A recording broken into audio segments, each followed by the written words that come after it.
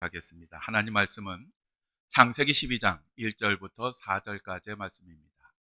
함께 봉독하겠습니다. 여호와께서 아브라함에게 이르시되 너는 너의 고향과 친척과 아버지의 집을 떠나 내가 내게 보여줄 땅으로 가라. 내가 너로 큰 민족을 이루고 내게 복을 주어 내 이름을 창대하게 하리니 너는 복이 될지라. 너를 축복하는 자에게는 내가 복을 내리고 너를 저주하는 자에게는 내가 저주하리니 땅의 모든 족속이 너로 말미암아 복을 얻을 것이라 하신지라. 이에 아브라함이 여호와의 말씀을 따라갔고 롯도 그와 함께 갔으며 아브라함이 하란을 떠날 때에 75세였더라. 아멘. 예, 자리에 앉아 주십시오. 이 시간 창세기 12장 1절에 4절까지의 말씀을 가지고 너는 복이 될지라 라는 제목으로 함께 말씀을 나누겠습니다. 이제 곧 2025년이 시작이 됩니다. 우리는 매년 새해가 시작이 되면 하는 인사가 있습니다. 새해 복 많이 받으세요. 이 인사말은 아무리 들어도 질리지 않는 그런 말입니다. 왜냐하면 복이라고 하는 것은 좋은 것이기 때문에 그렇습니다. 그리고 사람이라고 하면 누구나 복 받기를 원하지 저주를 받기를 원하는 사람은 하나도 없습니다. 우리 산성교회에 변함없는 표어가 있습니다. 믿음의 주요 또 온전하게 하시는 이인 예수를 바라보자 라고 하는 것입니다. 그런데 2025년도 우리가 한 해 동안 묵상하고 지키고자 하는 그런 표어는 예수님의 산상수훈 가운데 8가지 복을 우리가 함께 묵상하고 기도하고 실천하려고 합니다. 그러면 여러분, 복이라고 하는 것이 무엇일까요? 복은 우리가 참 많이 얘기를 합니다. 그런데 이 복이라고 하는 것을 사실 의외로 정확히 표현하는 사람은 없습니다. 표준 국어 대사전에 보면 복이란 삶에서 누리는 좋고 만족할 만한 행운 또는 거기서 얻는 행복이라고 정의하고 있습니다. 영어 사전에 보니까 영어 사전에는 재수 또는 행운이라고 그렇게 정의를 하고 있습니다. 즉 복이라고 하는 것은 뭐냐? 삶에서 누리는 큰 행운이나 오붓한 행복 이를 가리키는 것입니다. 근데 좀 우리가 생각하기에 복이 뭔지 정확하게 하나하나 나열해 주면 얼마나 좋습니까? 그러면 우리가 그것을 경험하거나 받으면 아, 내가 복 받았구나 라고 하는데 사실 어디를 보아도 복이란 이러이러한 것이다라고 나열하는 곳은 없습니다. 왜냐하면 이 복이라고 하는 것이 워낙 다양할 뿐만 아니라 똑같은 것을 받았어도 그것을 복으로 여기는 사람도 있고 화로 여기는 사람도 있기 때문에 그렇습니다. 또 실제로 그것이 그 삶의 복을 가져다 주는 것이기도 하지만 실제로 그것이 화를 가져다 주는 것이기도 하기 때문에 그렇습니다. 여러분, 로또의 저주, 복권의 저주라고 하는 말 여러분 들어보셨지요? 복권에 당첨이 되면 그 자체는 정말 큰 복입니다. 로또 같은 경우에 800만 분의 1의 확률입니다. 그러니까 돌 하나 던졌는데 800만 명이 아주 빠글빠글 모여있는데 그 중에 한 사람, 그 맞는 사람이 1등이다. 이렇게 이야기를 합니다. 그래서 수많은 사람들이 매주 이 로또를 사고 꿈을 꿉니다. 내가 당첨되는. 그래서 그것이 꽝으로 판별나기 전까지는 굉장히 행복해합니다. 그러다가 꽝이 되면 다시 슬퍼하고 자리로 돌아갑니다. 어쨌든 이렇게 정말 희귀한 그런 확률을 뚫고 1등이 되는 것은 복이면 틀림이 없는데 문제는 그렇게 해서 1등에 당첨된 사람이 정말 행복하게 살아가느냐? 그런 사람도 있지만 사실 대부분은 그렇지 않습니다. 복권을 받은 사람도 그렇고 그리고 그 가족들도 불행한 삶을 사는 경우가 얼마나 많은지 모릅니다. 이것은 우리가 가지는 그 돈 자체, 우리가 가지는 어마어마한 재산 자체는 복도 아니고 화도 아니다라고 하는 것을 우리들에게 교훈을 합니다. 즉 우리는 우리가 소유한 것을 어떻게 대하느냐 그리고 어떻게 그것을 사용하느냐에 따라서 그것이 복이 될 수도 있고 저주가 될 수도 있다는 것입니다. 제가 중학생 시절에 아주 좋아했던 팝송 가운데 하나가 뭐냐 하면 Don't Forget to Remember Me라고 하는 그러한 곡입니다. 이 비지스가 불렀던 노래인데, 이 비지스는 삼형제가 만든 그런 그룹인데, 이 얼마나 대단했냐 하면 이 사람들이 판매한 그 앨범이 전 세계적으로 2억 장이 넘었습니다. 그리고 그래미상에서도 그 7회를 수상한 만큼 아주 탁월한 사람이었는데, 이 그룹 말고 그 밑으로 남동생이 또 하나 있습니다. 앤디 깁이라고 하는 그러한 그 동생인데요. 이 동생도 얼마나 음악 실력이 뛰어났느냐 하면 그룹 퀸의 프레드 머큐리가 이 깁의 그 노래를 듣고 감탄할 만큼 그렇게 아주 탁월한 그런 실력을 가진 사람이었습니다. 그래서 이 앤디 깁이 1977년에 형들의 도움을 받아서 가수가 되었는데, 첫 번째 앨범인 Flowing River라고 하는 것을 발표를 하는데, 이것이 빌보드 차트 1위를 바로 차지합니다. 그리고 그 다음 2집을 발표했는데, 섀도우 댄싱이라고 하는 이것이 이번에는 빌보드 7위, 7주 동안 계속 1위를 했습니다. 그러니까 그 인기는 말할 것도 없고 어마어마한 돈이 쏟아지기 시작했습니다. 그런데 그때 이 앤디 깁의 나이가 몇 살이었냐 하면 겨우 21살이었습니다. 그러니까 21살에 어마어마한 명예와 어마어마한 인기와 어마어마한 재산을 가지게 된 것입니다. 그런데 그가 성공하는 것도 순간이었지만 망하는 것도 순간이었습니다. 세 번째 앨범을 발표했는데 실패했습니다. 그러니까 그때부터 마약에 손을 대기 시작했고 마약에 취해 살기 시작했습니다.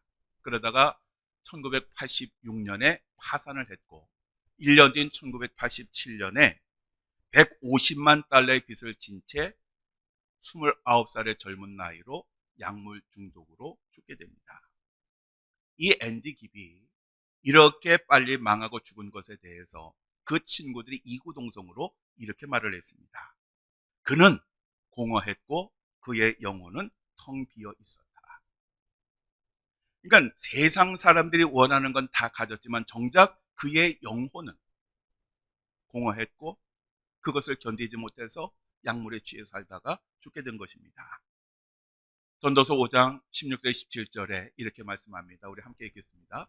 이것도 큰 불행이라 어떻게 왔든지 그대로 가리니 바람을 잡는 수고가 그에게 무엇이 유익하랴.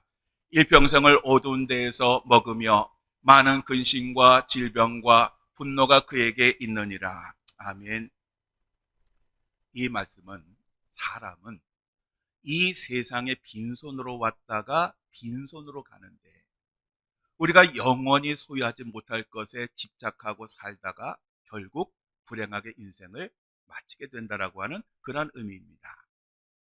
결국 영원하고 참된 것을 잡으려고 하지 아니하고 헛된 것, 그냥 잠깐 소유하다 말 것에 모든 것을 거는 어리석은 인생을 비유하는 그런 말입니다. 우리가 성경에서 복이라고 하면 제일 먼저 떠오르는 사람이 아브라함입니다. 원래 이 아브라함 하면 두 가지 단어를 우리가 떠올립니다. 하나는 믿음의 조상, 그 다음에 두 번째는 복입니다. 원래 이 아브라함은 하나님께서 인류를 구원하시기 위한 계획의 시작으로 처음 갈대 우르 출신의 하란에 살던 이 아브라함을 부르셨습니다. 근데 부르실 때에 하나님께서 그에게 하신 말씀이 뭐냐 하면 모든 것을 두고 떠나라고 하는 것이었는데, 원래 이 아브라함의 이름은 아브람이었습니다. 이 아브람의 이름은 존귀한 아버지 또는 높은 아버지라고 하는 그런 뜻인데, 나중에 하나님께서 이 이름을 아브라함으로 바꿔주셨습니다. 이 아브라함이라고 하는 이름은 열국의 아버지라고 하는 그런 뜻입니다. 하나님께서 이 아브라함을 부르실 때에 이렇게 말씀하셨습니다. 너는 너의 고향과 친척과 아버지의 집을 떠나 내가 내게 보여줄 땅으로 가라. 왜 하나님께서 이 아브라함을 부르시면서 고향과 친척과 아비를 떠나라고 하셨을까요? 그것은 이 아브라함이 살던 바로 그 자리는 하나님이 없는 우상을 숭배하는 그리고 현실에 안주하는 자리를 의미하는 것입니다. 하나님께서 바로 이 자리를 떠나라 라고 요구를 하신 것입니다. 사실 아브라함의 입장에서 본다고 하면 한 번도 가본 적이 없고 아무 정보도 없는 곳으로 간다고 하는 것은 정말 선택하기 어려운 것입니다. 게다가 당시 세계는 약육 강식의 시대입니다. 법이고 뭐고 없습니다. 힘 가진 사람이 법이고 힘 가진 사람이 마음대로 빼앗는 세상입니다. 그러니 이 아브라함이 자기의 모든 연고가 있는 곳을 떠나서 아무것도 없는 그러한 곳으로 간다고 하는 것은 자기의 생명을 내어놓는 그러한 일입니다. 그래서 어려운 선택입니다. 그런데 아브라함은 75세의 나이에 하나님의 이러한 부르심에 응답을 해서 즉시 그 고향을 떠납니다. 히브리서 11장 8절에 보면 믿음으로 아브라함은 부르심을 받았을 때에 순종하여 장래 유업으로 받을 땅에 나아갈새 갈 바를 알지 못하고 나아갔으며 라고 이렇게 말을 합니다. 현대의 성경은 이 부분을 이렇게 번역합니다. 우리 함께 읽겠습니다. 믿음으로 아브라함은 하나님이 주시겠다고 약속하신 땅으로 가라는 명령을 받고 그대로 순종하였습니다. 그는 가야 할 곳이 어딘지도 모른 채 떠났던 것입니다. 아멘.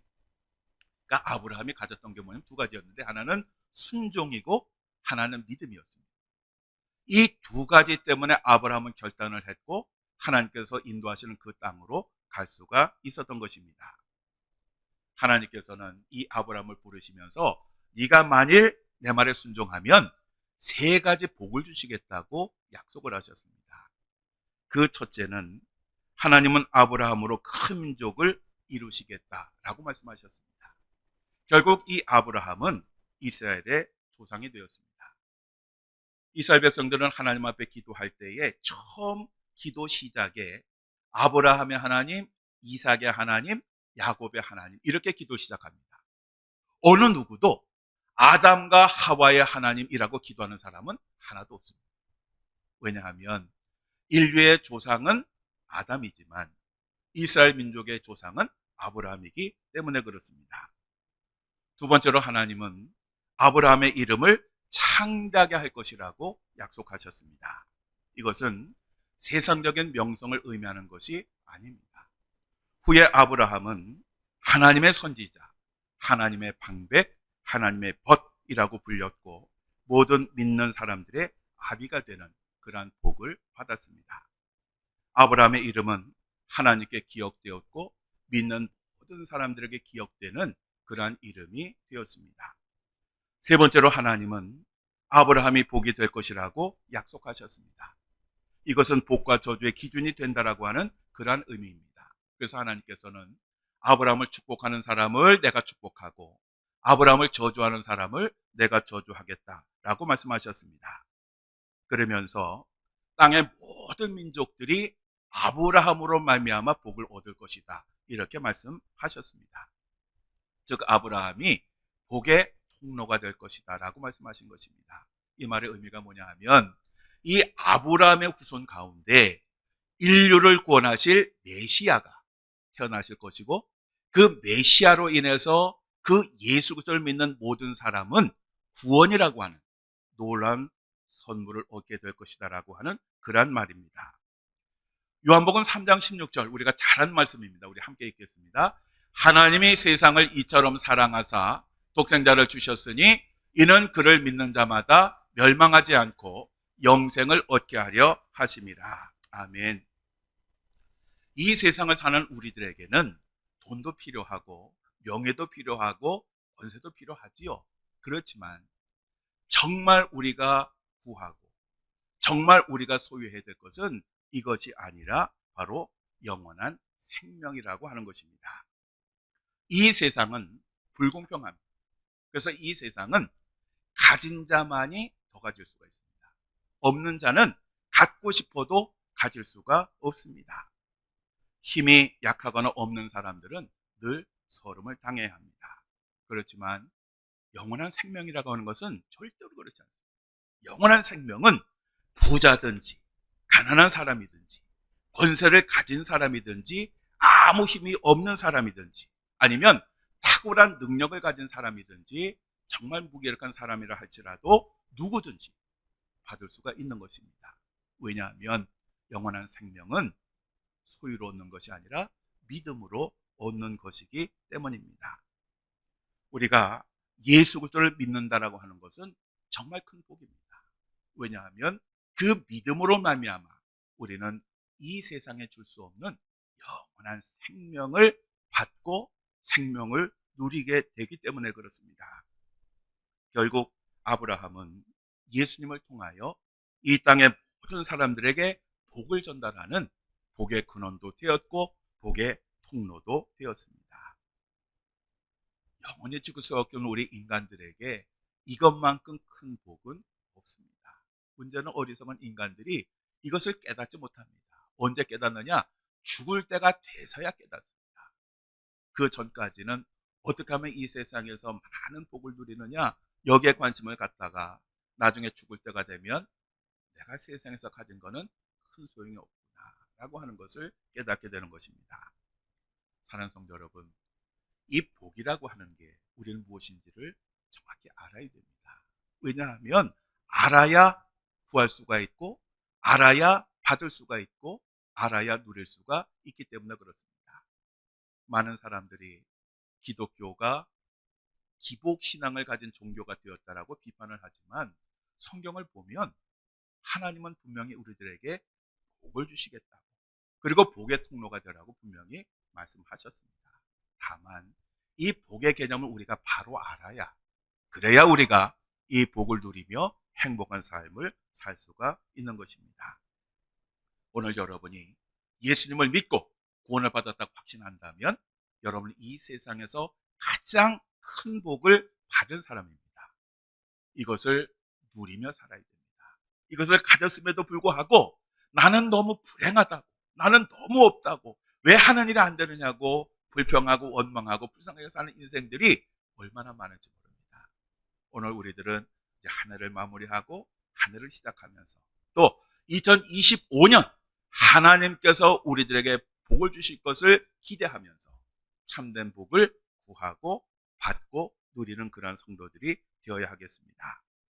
특별히 우리가 늘 기억해야 될 것이 있습니다.